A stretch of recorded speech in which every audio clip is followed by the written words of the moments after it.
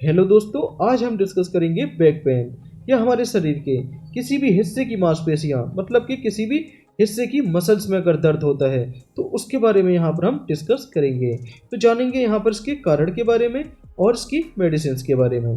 तो चलिए दोस्तों शुरू करते हैं। तो यहाँ पर बैक पेन, तो बैक पेन हमारे डोर्सल रीजन में जो है दिखाई देता है। डोर्सल रीजन जैसे कि हमारी नेक पोर्शन में, या हमारी यहाँ पर देखिए पीठ में दर्द होना, या शोल्डर मसल में दर्द होना। तो मेनली देखिए इस जगह पर हमको दर्द देखने को मिलता है। तो ये दर्द किस कारण होता है जान लेते हैं। या तो मसल्स में जो है स्पाज्म हो जाता है, मतलब कि मांसपेशियां यहाँ पर जो है सिकुड़ जाती हैं, मतलब कि कंट्रैक्शन ऑफ मसल, मतलब कि मांसपेशियों का सिकुड़ जाना, या किसी टाइप के इन्फ्लामेशन के कारण भी यहाँ पर दर्द हो सकता है।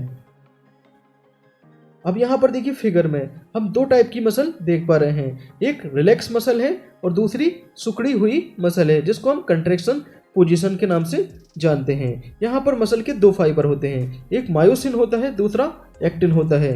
अब जैसे ही देखिए मायोसिन और एक्टिन दोनों ओवरलैप कर जाते हैं तो हमारी मसल जो है यहाँ पर कंट्रैक्ट हो जाती है, मतलब कि सिकुड़ जाती है। और जैसे ही देखिए मायोसिन और एक्टिन एक दूसरे से जो है अलग अलग होते हैं तो यहाँ पर जो हमारी मसल होती है वो रिलैक्स हो जाती है। जैसे कि इस डायग्राम में हम इसकी पूरी फिजियोलॉजी देख पा रहे हैं। यहाँ पर देखिए कैल्शियम आयन का भी मसल कंट्रैक्शन और रिलैक्सेशन में यूज होता है। तो इसी वजह से हम यहाँ पर जो पेशेंट को कैल्शियम टेबलेट रिकमेंडेड करते हैं। ओके, तो अब यहाँ पर जानेंगे हम बैक पेन या मसल एक, मतलब कि मसल के दर्द में कौन कौन सी मेडिसिन का यूज किया जाता है। पहली होती है जीरोडोल एसपी।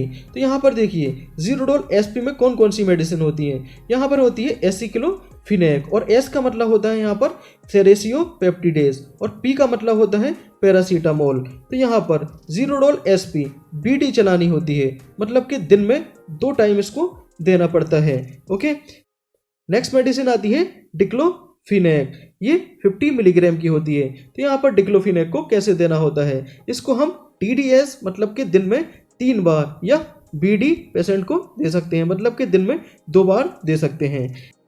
या यहाँ पर डिक्लोफिनेक सोडियम इंजेक्शन का भी यूज़ किया जा सकता है। तो जनरली इसको जो है आईएम देना पड़ता है, मतलब कि इंट्रामस्कुलर इसको लगाना पड़ता है। नेक्स्ट मेडिसिन आती है इबुप्रोफिन। इबुप्रोफिन 400 mg। तो इस मेडिसिन को आप पर डे बीडी चला सकते हैं, मतलब कि एक दिन में इसको 2 बार दे सकते हैं। ओके, तो यहाँ पर ये तीनों की तीनों मेडिसिन एनसेड क्लास की मेडिसिन होती हैं। एनसेड मतलब होता है non steroidal anti inflammatory drugs. तो ये पहली बात तो ये है कि ये नॉन स्टेरॉयडल हैं। दूसरी बात, एंटी इन्फ्लामेशन में ये वर्क करेंगी। ओके, तो यहाँ पर तीनों में से कोई एक मेडिसिन आप पेशेंट को दे सकते हैं। अब यहाँ पर नेक्स्ट मेडिसिन आती है साइक्लोबेंजापिराइन हाइड्रोक्लोराइड। इसकी जो स्ट्रेंथ होती है वो 15 मिलीग्राम की होती है। इसका काम क्या होता है, ये मसल कंट्रैक्शन में काम करती है, मतलब कि मसल को ये रिलैक्स करने का काम करती है। इसको दिन में 1 ही बार देना होता है एज अ ओडी, मतलब कि वंस अ डे।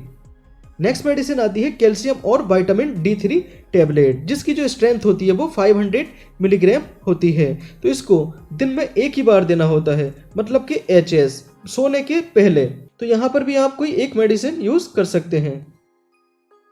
अब यहाँ पर नेक्स्ट मेडिसिन आती है बाइसोलोन। बाइसोलोन 10 मिलीग्राम। इसका जो नेचर होता है वो स्टेरॉयडल नेचर होता है। तो स्टेरॉयडल नेचर होता है और काम क्या करती है, ये इन्फ्लामेशन में काम करेगी। अगर मसल्स में किसी टाइप का इन्फ्लामेशन हो जाता है तो उसको ये दूर करने का काम करती है, और एलर्जिक रिएक्शन में ये काम करती है। ओके, तो यहाँ पर अगर इसकी डोज की बात की जाए तो दिन में ये 2 बार दी जा सकती है, मतलब कि एज अ बीडी। ओके,